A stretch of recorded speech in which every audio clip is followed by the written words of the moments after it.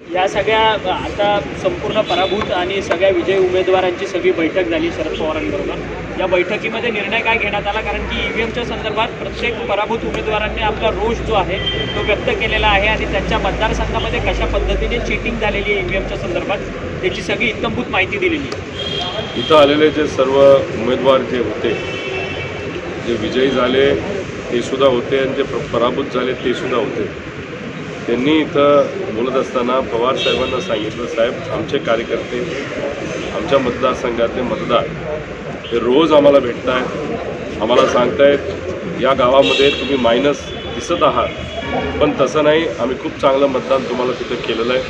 त्याच्याबरोबर उदाहरण देत असताना नाशिक जिल्ह्याचं उदाहरण दिलं गेलं, 1,38,000, 1,35,000, 1,05,000, 1,05,000 असे जे काही आकडे काही उमेदवारांना भाजपच्या मिळालेले आहेत त्याच्याबद्दलची चर्चा तिथं झाली। काही गावांमध्ये हक्काचं गाव होतं, स्वतःचं गाव होतं, तिथं आम्ही मायनस जाऊच शकत नाही, तिथंसुद्धा आम्ही मायनस गेलेलो आहे हे सांगण्यात आलं। त्याच्याचबरोबर EVM मशीनवर 99% हे तिथं बॅटरी होती, असं कसं असू शकतं असाही प्रश्न तिथं केला गेला। काही उमेदवारांनी तिथं कंप्लेंट केलेली आहे मोजणीसाठी, रिकाउंटिंगसाठी, नाहीतर C17A फॉर्म असे काही फॉर्म असतील ते मागणी केलेली, पण ते अजून तिथे दिलेलं नाही। त्याच्याचबरोबर काही ठिकाणी जसं की माझा मतदारसंघ याच्यामध्ये लोकसभा आणि विधानसभा याच्यात खूप मोठ्या प्रमाणात मतदारांमध्ये वाढ झालेली आहे। आता हे मतदार आले कुठून, मतदान खरंच झालं का मशीनमध्येच ते मतदान हे भाजपला दिलं गेलं। म्हणजे पार्लमेंट इलेक्शन म्हणजे लोकसभा इलेक्शन आणि आत्ताच्या इलेक्शनमध्ये या महाराष्ट्रामध्ये 74 लाख ते 82 लाख मतदारांची नोंद तिथं वाढलेली आहे। त्याचबरोबर गेलं विधानसभा आणि आत्ताचं विधानसभा त्याच्यामध्ये 98 लाख मतदार हे वाढलेले आहेत। आता 98 लाख लोक मतदानच्या वयामध्ये येतात असं नाही, हे जे काय झालं आहे ते कशामुळे चाललं आहे, तर सगळ्या उमेदवारांची इच्छा अशी होती आणि विनंती अशी होती की याच्यात खोलात जाण्याची जरूरत आहे, वकिलांचा योग्य असा वापर करा, कारण का याच्यामध्ये एकच कुठंतरी सोल्युशन निघतं आहे, नाही तर कन्क्लुजन निघतं आहे की ज्याच्याकडे पैसा आहे, जो कॉन्ट्रॅक्टरचा मुलगा आहे, जो एखाद्या नेत्याचा मुलगा आहे, जो एखाद्या बिझनेसमॅनचा मुलगा आहे, अधिकाऱ्यांचा मुलगा आहे आणि जो सत्तेत आहे, तेच फक्त जर निवडून येणार असतील तर सामान्य लोकांचं प्रतिनिधित्व करणारे जे उमेदवार आहेत, जे उद्या आमदार व्हायला पाहिजे होते आणि त्याचे मुद्दा तिथं मांडायला पाहिजे होते, असे सर्व बाहेर राहिले आणि फक्त पैसेवालेच पुढे आलेले आहेत। आणि मग पैसेवाले पुढे येत असतील तर सामान्य आणि शेतकऱ्यांचे विषय, कष्टकऱ्यांचे विषय मांडणारं कोण या विधिमंडळामध्ये आहे। त्याच्याचबरोबर चर्चा करत असताना काही असे लोक निवडून गेलेले ते भाषणात नाही तर बोलण्यामध्ये सभ्य भाषा कधीच वापरत नाही, खालच्या लेवलला जाऊन तिथं भाषा वापरतात। मग खऱ्या अर्थाने लोकांचं प्रतिनिधित्व करणारे लोकच जर विधिमंडळामध्ये जाणार नसतील तर मग लोकांचे प्रश्न कोण मांडणार असाही मुद्दा इथं मांडला। त्यामुळे अशा पद्धतीची चर्चा इथं झालेली आहे। त्याच्यामध्ये लिगल विषय हँडल करणारी एक कमिटी तिथं निर्माण केलेली आहे। त्याच्याचबरोबर आदरणीय पवार साहेबांचं सर्वच उमेदवारांचं म्हणणं आलं की येणाऱ्या काळामध्ये जे काही लोकल बॉडी इलेक्शन आहे, महानगरपालिका, जिल्हा परिषद, पंचायत समिती, नगर परिषद या सर्व इलेक्शन ज्या पद्धतीने आम्ही आमदारकी लढलो तसंच येणारं प्रत्येक इलेक्शन आम्ही लढणार आहोत, आमच्या कार्यकर्त्यांना आम्ही विश्वासात घेणार आहोत, अशी भूमिका सर्व उमेदवारांनी या ठिकाणी मांडली। सर, आपल्याचा दावा अद्याप 4 दिवस झाले आता होत आहे, परंतु केला जात नाही। या CM पदाचा दावा गोंधळ आहे का सरकारच्या स्थापनेबाबतचा? एकतर एकनाथ शिंदे साहेबांना परत एकदा मुख्यमंत्री बनायचं आहे, पण कदाचित त्यांना आता स्पष्टपणे दिसायला लागलं ती संधी काय त्यांना तिथं मिळणार नाही।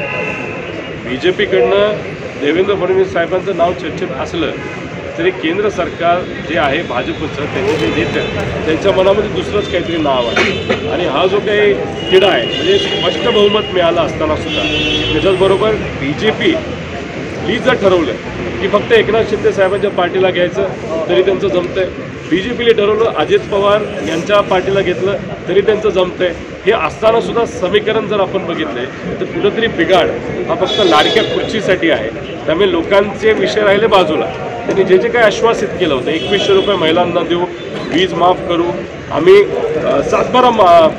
तिथं शेतकऱ्याचा मोकळा म्हणजे कोरा करून देऊ असं हे सगळ्या गोष्टी ज्या सांगितलेल्या आहेत त्याची वाट आम्ही सगळेजण बघतोय, नागरिक बघत आहेत. पण ते होण्याऐवजी सत्ता आणि बहुमत असताना सुद्धा फक्त मुख्यमंत्री कोण या विषयावर हे जर घोडं आडलेलं आहे. पण याच्यावरनं एक स्पष्ट होतं, यांना फक्त लाडकी खुर्ची पडलेली, लोकांचं हित काय पडलेलं नाही. तरीसुद्धा आम्ही शांत आहोत, आम्ही त्यांना संधी देणार आहोत. एक अधिवेशन कसं होतं बघणार आहोत, अधिवेशनामध्ये काय काय निर्णय घेतले जातात हे आम्ही बघणार आहोत. तोपर्यंत आम्ही कुठेही आक्रमक होणार नाही. आम्ही आता फक्त आक्रमक याच विषयावर झालेलो आहे की आमचे कार्यकर्ते आता कुठेतरी हताश झालेले आहेत की जर आमदारकीचं इलेक्शन होत असताना EVMमध्ये जर घोटाळा होत असेल तर मग येणाऱ्या स्थानिक स्वराज्य संस्थेमध्ये सुद्धा अशीच गोष्ट होऊ शकते. त्यामुळे इलेक्शन कमिशन आणि आमच्या कोर्टाला विनंती आहे की 4 दिवस आम्हाला द्या, आम्हाला पुरा मशीनची तिथं पोस्टमॉर्टम करू द्या, चिकित्सा करू द्या आणि कुठेतरी आम्हाला आश्वस्तित करू द्या, आमच्या कार्यकर्त्यांना आश्वासित आणि लोकांना आश्वासित करूया की EVMमध्ये काही नाही. त्यासाठी इलेक्शन कमिशनने पुढाकार घेण्याची जरूरत आहे. दादा, महायुतीचं सरकार आलं आहे आता, स्पष्ट बहुमताने पूर्ण बहुमताने महायुतीचं सरकार आल्यानंतर पुन्हा एकदा भाजपचे जे आता निवडून आलेले आमदार आहेत ते पुन्हा एकदा शरद पवारांवरती खालच्या पातळीवरती टीका करताना पाहायला मिळतं. गोपीचंद पडळकर जत विधानसभेमधून निवडून आले ते सध्या शरद पवारांवरती टीका करताना बोलतात की शरद पवार हे बोगस मनुष्य आहेत, ते राज्य विकेला लावतील, अशा पद्धतीने त्यांच्यावरती खालच्या पातळीवर टीका करतात. एक समजून घ्या की पडळकर भाऊ असतील नाहीतर इतरही जे काही महान नेते जे देवेंद्र फडणवीस साहेबांनी आसपास त्यांच्या ठेवलेले आहेत त्यांना टीका करण्याचं सुद्धा डोकं नाही. त्यांना कोण सांगतंय ही आपण समजून घेतलं पाहिजे. याच्या मागे करता धरता कोण असतं तर देवेंद्र फडणवीस आहे आणि ते सांगतात की चला आता ह्याच्यावर बोला, साहेबांवर जाऊन खालच्या पातळीवर बोला, तेवढंच काम तुमचं आहे. आता तर ते अधिवेशनामध्ये सुद्धा आले म्हणजे अधिवेशनामध्ये भाषेला काहीतरी एक लेवल असते, तुम्ही खालच्या लेवलला जाता येत नाही. पण असे काही पराक्रमी आमदार आता निवडून आलेले आहेत, त्यांचे पराक्रम फक्त खालच्या लेवलला जाऊन टीका कसं करायचं एवढंच पराक्रम आहे. असे लोक आता अधिवेशनामध्ये सुद्धा काय बोलतील हे खरं तर बघण्याची गोष्ट आहे. बघूया पहिल्या अधिवेशनामध्ये काय पराक्रम ते गाजवतात. आज बैठक में क्या चर्चा हुई थी? देखो, हमारी जो बैठक हुई थी उसमें चर्चा इतनी हुई थी, जो भी उम्मीदवार हमारे खड़े थे वो बहुत प्रामाणिक पद्धति ने बहुत अग्रेसिव लोगों को विश्वास में लेते हुए लड़े. उनको रिस्पॉन्स लोगों से बहुत अच्छा था. ये होने के बाद भी 50,000, 40,000, 70,000 से हमारे उम्मीदवार वहाँ पे अनसक्सेसफुल रहे. इनका कहना ऐसा है कि जो हमारे कार्यकर्ता हैं, हमारे मतदार हैं, उनको क्वेश्चन मार्क है मशीन पे, EVM मशीन पे. अभी सबका कहना ऐसा है कि इलेक्शन कमीशन से आप बात करो, कोर्ट से बात करो, इलेक्शन कमीशन को विनती करो कि ये जो मशीन है EVM मशीन, हम जो बताएंगे वो मशीन लाने की और 4 दिन हमको उस मशीन का पोस्टमार्टम करना है. हमको समझ लेना है कि हमारी जो शंका है कि अचानक 40,000 मतदान एक कॉन्स्टिट्यूंसी में कैसे बढ़े. मशीन ने खुद वहाँ पे मतदान तो इनडायरेक्टली डायरेक्टली वहाँ पे किए नहीं. क्या जो कैलकुलेशन है, जो मतदान हुए और जो एक्चुअल में हुए और मशीन जो दिखा रही है उसमें जो 95 बूथ पे या मतदार संघ में इश्यूज़ है और ऐसे बहुत सारे विषय हैं. इसका जो कन्फ्यूजन अभी क्रिएट किया गया है इस स्टेट में, उस कन्फ्यूजन को अगर फुल स्टॉप लगाना है तो मशीन को लाना पड़ेगा. हमारे जो एक्सपर्ट है वो 4 दिन उसको देखेंगे, कैमरा के नीचे देखेंगे. लास्ट टाइम दिखाई गया था लेकिन 15 मिनट के दिखाया. 15 मिनट में तो एलॉन मस्क भी कुछ नहीं कर सकता. तो हमको 4 दिन चाहिए. हमको देखना है कि एक्चुअली हमारे जो डाउट्स है वो क्लियर करने. अगर वो डाउट्स क्लियर नहीं कर पाते तो ये जो डेमोक्रेसी है उसके लिए बहुत डेंजरस चीज़ है, ऐसे हम सबका कहना है. अभी देखते हैं, सरकार उनका है. अगर एक्चुअली कल तक डिसाइड होना चाहिए था मुख्यमंत्री कौन है, अभी तक डिसाइड किया नहीं गया. अभी बीजेपी से होता है क्या एकनाथ शिंदे साहब के पक्ष से होता है वो देखना पड़ेगा. और बीजेपी से अगर होता है तो देवेंद्र फडणवीस साहब को दिया जाता है या नया फेस आगे लाया जाता है, वो सब देखने की ज़रूरत है. क्योंकि मध्य प्रदेश में और गुजरात में अगर आप देखो तो वहाँ पे स्ट्रॉन्ग फेस होने के बाद भी बीजेपी ने नए चेहरे को वहाँ पे संधि दी थी.